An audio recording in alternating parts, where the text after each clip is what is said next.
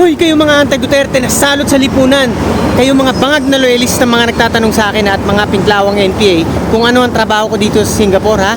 Sasabihin ko sa inyo, wala, ha? Wala akong trabaho kahit saan bansa. Dahil hindi ko kailangan na magtrabaho. Unang-una, ha? Ang Panginoon ang talaga nagsusustain sa akin. God sustains. Yan ang paniniwala ko. Kapag ka isa kang mabuting Kristiyano, born again Christian in particular, no? At talaga ako nagsasalita, no? Lumalaban para sa akin bansa. Si God na ang bahala sa akin sa buhay ko. Hindi niya ako pababayaan maging ang aking iniwang pamilya sa Pilipinas.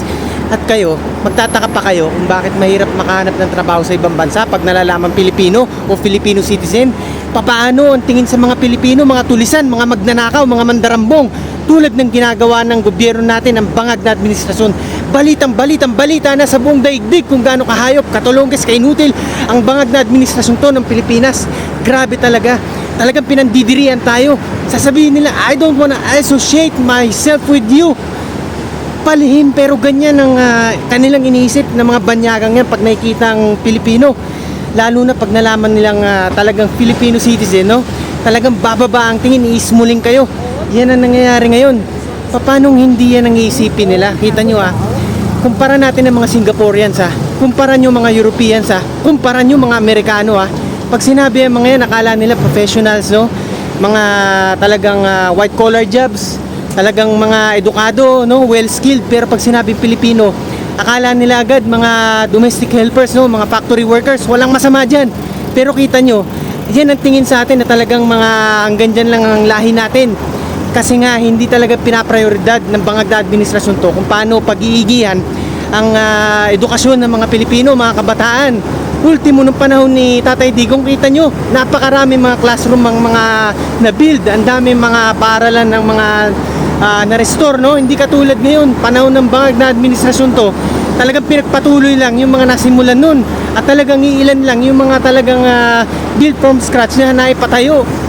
Samantalang nung panahon ni Tatay Digong, sa TESDA pa lang napakaraming Pilipino ang na-enroll doon at talagang na-equip sila sa kanilang skills, no, sa kanilang edukasyon.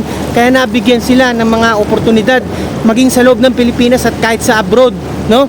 Sila ay nakapamuhay at ngayon nagtatrabaho, nabubuhay nila mga pamilya nila. Hindi katulad ng mga bangag na loyalista ngayon dyan, talagang asa ng asa, lalo na yung mga vlogger na bayaran na yan, asa ng asa dyan sa perang kinukupit ng gobyerno, binubulsa nila.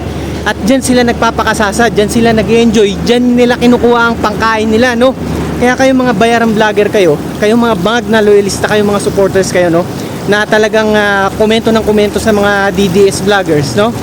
Wala kayong ipagmamalaki kasi pagka kayo'y namatay, no? Impyerno bagsak nyo dahil kayo nagiging mga traidor kayo, ha? Hindi ko alam kung saan kayo pupunta, Diyos na nakakaalam, pero malamang sa malamang mga 90% impyerno kayo, no? Sa palagay ko, paano sinusuway nyo mga nakalagay sa Biblia, ha? Masyado kayong akala nyo, dito sa balat ng lupa, akala nyo, lagi kayong patatawarin ng Panginoon sa mga kasalanan nyo. Akala nyo, okay lang gumawa ng kahayupan, kumampi sa mga hayop, kumampi sa mga magnanakaw, mandarambong, while millions of Filipinos talagang namamatay na dahil sa gutom. While millions of Filipinos nagsasuffer dahil sa kawalan ng safety, security sa ating bansa ngayon, naghahari ang mga rapists, mga drug pusher na sumisira sa milyong buhay ng kabataan. Paano hindi ako manggigigil sa inyo? Ha? Mga kanoypi, no? Talaga lang pangarapin natin, huwag tayong tumigil na talagang magsalita, manuliksa kung kinakailangan, no? Sa lahat ng paraan, basta sa legal na paraan. Upang nang sa ganun, ang Pilipinas ay maging Singapore din one day. At hanggang sa muli, pinapaalalahanan ko kayo lagi na maging makabayan kayo, nang maging ang Singapore, ang Pilipinas one day. At mula sa inyong pinakasigas ng mga siga, Tigasing Noipi.